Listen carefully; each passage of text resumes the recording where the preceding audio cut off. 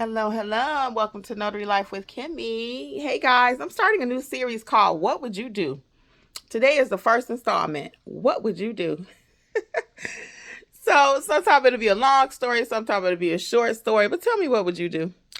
So I had a client call me. Actually, he texted me last night, 11:30 at night.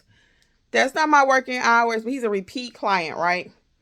So I text him, I engage, whatever, and he's like, "Hey, can you do this job tomorrow?" Da da da da da da. And I knew I couldn't do it for him until after 3 p.m. So I recommended Angela.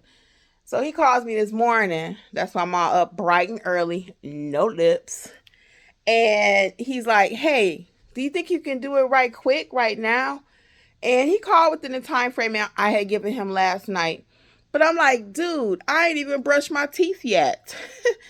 I ain't even washed my face yet. I really don't even like to answer the phone like that, but I did because he's like really super repeat. So I went ahead. But my question is, what would you do? Would you hop out the bed and do this job for him, or would you make him wait? Would you have even answered the text last night? I'm just curious. What would you do? Anything to get the money? Not anything. We're going to always keep it legal.